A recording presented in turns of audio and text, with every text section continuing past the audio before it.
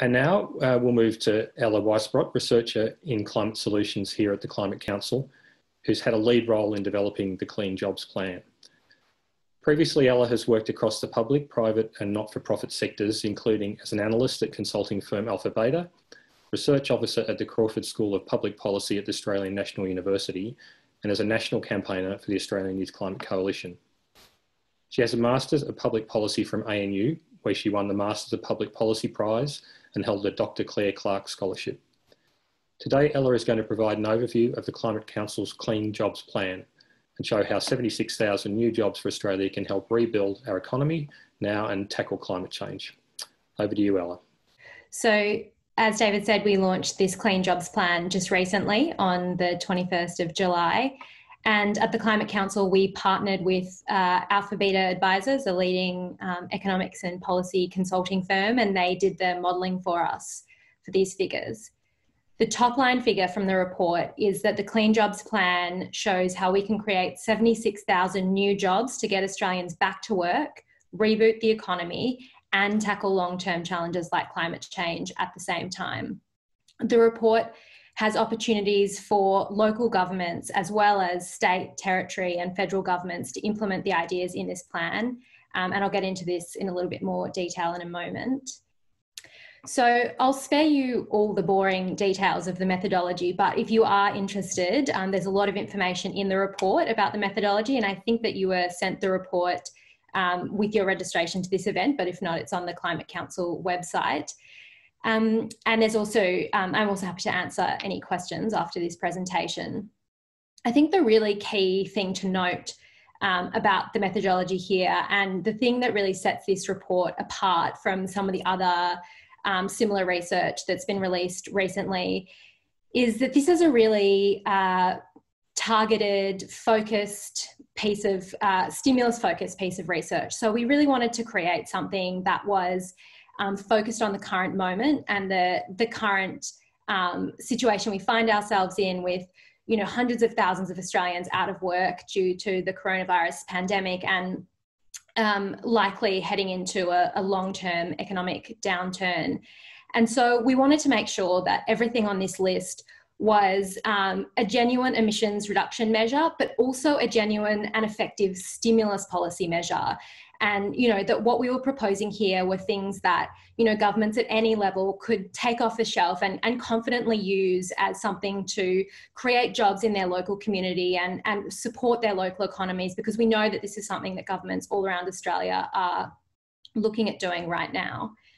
In order to make sure that all of these, all of the 12 policy opportunities contained here fit within that effective stimulus policy measure, the consultants assessed everything that went onto the list according to 3 key criteria. And these are the 3 criteria that really make something an effective stimulus policy. So that's, is it high impact? Is it targeted? And is it timely? In the high impact category, we looked primarily at maximising the jobs per $1 million of government investment created. And so this is something that varies quite a lot across the different 12 policy opportunities, and the individual figures for each are available in the report if you're interested in one in particular. But on average, the jobs per $1 million created was 7.2 jobs. And that lines up really well with other existing stimulus policies and things that have been done in the past to stimulate economies. And that really shows that these policies suggested here are effective job creation measures, because we know that's what's really needed at the moment. And almost as an excellent side benefit, they also reduce emissions. But these are things that governments can invest in, knowing that they're going to support the local economy. The other thing that we looked at was leveraging finance from the private sector as well, to make sure that we're adding as much investment to the economy right now when it's really needed. And again, this is something where all 12 policy opportunities perform really well. On average, $1.10 of additional private co-finance is unlocked for every $1 of public funding spent on this plan. But some initiatives perform particularly well on this measure. So for example, renewable energy projects unlock $3 of private co-finance for every $1 of government funding. Another really key thing that we looked at in this plan was making sure that jobs are targeted. And there's two key elements to this. The first is making sure that jobs are being targeted at the right industries and occupations. And by that, we mean making sure jobs are being created for the people who've recently lost their jobs in the current crisis and the people who need them most. 2/3 of the jobs in the plan are created in administration and construction roles. Those are two industries that have been hard hit and industries that we expect to need continued support if this turns into a longer term economic downturn. But perhaps more importantly, 1 in 3 of the jobs in this plan are things that require less than 12 months of retraining. So people who've lost their job in any industry can be rapidly re-employed through this plan if they're inspired by the jobs or interested in the jobs being created here. Of course, as well, we didn't look at the indirect job creation and stimulus benefits of this plan because we wanted to ensure the figures were as robust as possible. But, many other industries will also benefit downstream. So, industries like manufacturing, retail and hospitality will also be supported by these plans, although not reflected in the direct job creation numbers.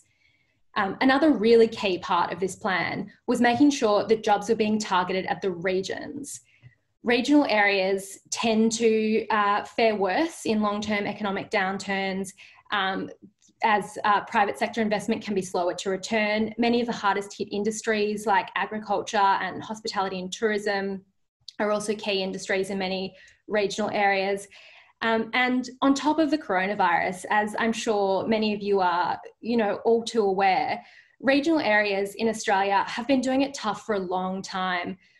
Before coronavirus, we came through this devastating summer of bushfires, several years of harsh drought. Before that, we've seen severe flooding in other parts of the country. There are many regional areas that really need support right now. So it was important to us to make sure that jobs were being created in those areas. And in this plan, 42% of the jobs are created in regional areas. And many of the 12 policy opportunities in the plans are things that can be quite locally targeted, which means that they can be targeted at communities that need the support the most. And this also makes them really applicable to local councils because it means that many of the things in this plan are things that local councils can look at implementing in their local area. The final category the final criteria that we made sure everything in this plan meets is that it be timely. It's probably obvious for something that is intended as stimulus, but we made sure that everything on this list is something that can be scaled rapidly for immediate job creation. All of the 76,000 jobs will be created within 3 years or can be created within 3 years. But many of the jobs are things that can be created immediately once they're actioned by the relevant government. And so this is about getting people back to work as quickly as possible. Finally, we looked at, where possible, making sure that jobs created by this program are available in the medium to long term to ensure that, where workers are transitioning between industries, ideally they'll be in that job for some time to come. This is an overview of the 12 different policy opportunities. And as I said, the top line number is that these 12 policy opportunities together create 76,000 jobs nationally. I won't go through all of them just because of time, but as I said, all of this information is available in the report. But I'll just point out some of the, the biggest job creators. And I think also, what you'll see first, hopefully you can read the text here, is that the jobs span a range of different areas and industries. So this is a whole of economy plan. This is not something that's just focused on, clean energy or restoring ecosystems. This is something that creates a wide range of different opportunities for different communities. Some of the top job creators include installing additional utility scale renewable energy. And it's worth noting that one also includes transmission and battery storage. That creates 15,000 jobs nationally. Prioritising targeted ecosystem restoration projects is another big job creator, which creates 12,000 jobs nationally. It's worth noting for those two as well, those are both initiatives where most of the jobs would be created in regional areas and in many cases can be quite locally targeted. Another big one is accelerating public and active transport infrastructure investments. That's 12,000 jobs. Improving organic waste management is a big job creator, and that's one that we would expect to be done by local councils. And we have two different energy efficiency retrofitting measures, which you can see on the right-hand side of the screen, retrofitting public buildings and retrofitting residential buildings or homes to make them more energy efficient. And together those would create 15,000 jobs. In addition to the analysis at the national level, the consultants also did the modelling at the state and territory level as well. So we look at the jobs that would be created in each state and territory. And I won't go through each one here, but again, it's all in the report. In addition to, the top line jobs number, and it's worth noting that, what we can see here is that this job would create, these 12 policy opportunities would create a significant number of jobs in each state and territory. So there are opportunities here for everyone. And in the report, the consultants went through and they picked out the 5 top opportunities for each state and territory. So that includes both the highest job creating opportunity in each state and territory, and you can see those on this slide for the different states and territories. But then they also went through and they looked at what was the most financially efficient, so what would create the biggest bang for buck in job creation, and also importantly, what on the list fit best with existing existing policies and priorities for each state and territory government. Because, the feedback that we receive from governments is that, of course, it's much easier to roll these things out quickly if they fit well with existing policy and if they fit well with existing government priorities. Next slide, please.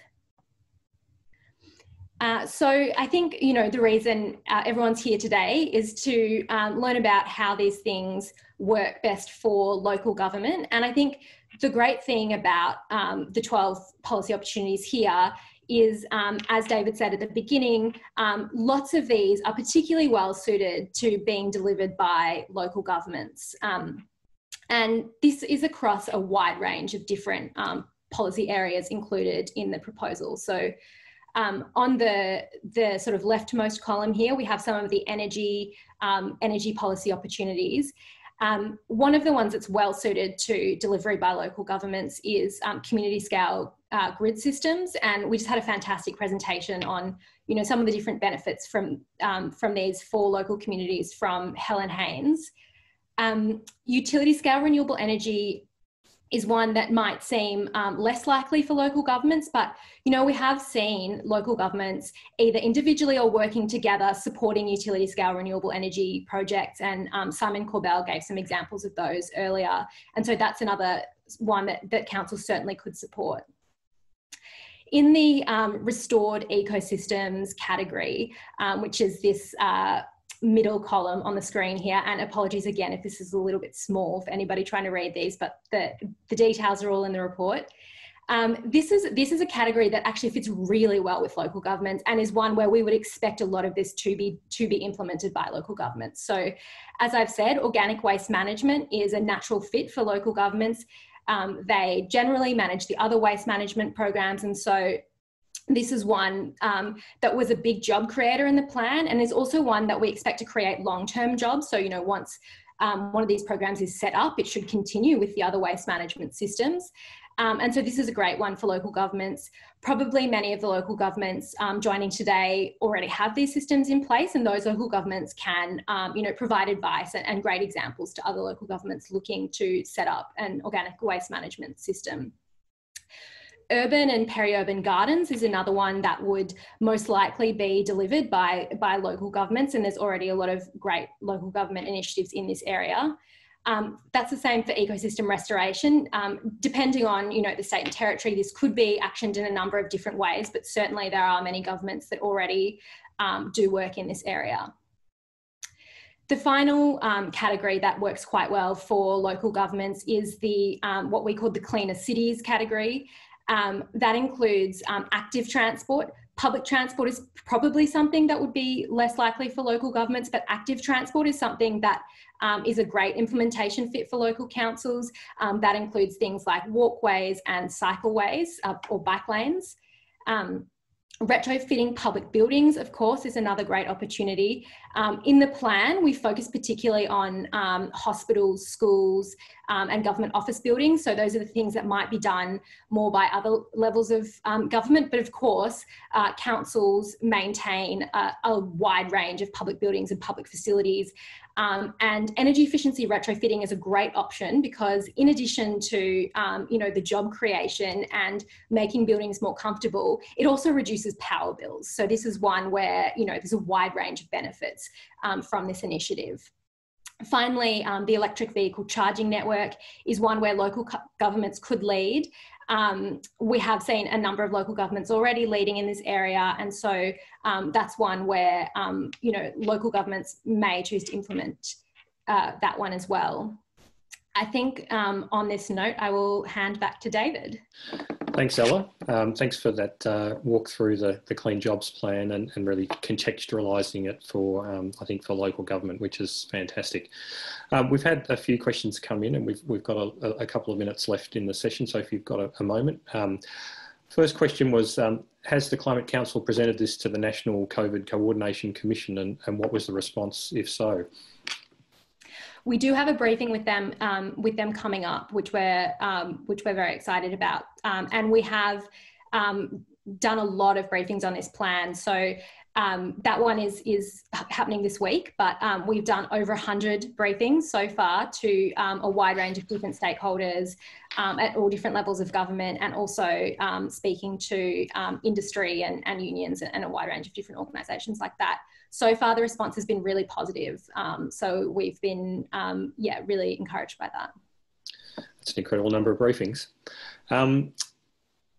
Another question, bioenergy is popular in Europe and elsewhere and can have job benefits. This is a renewable energy form particularly suited to regional Australia. Does the Climate Council's Clean Jobs Plan, include biomass to heat, fuels and power?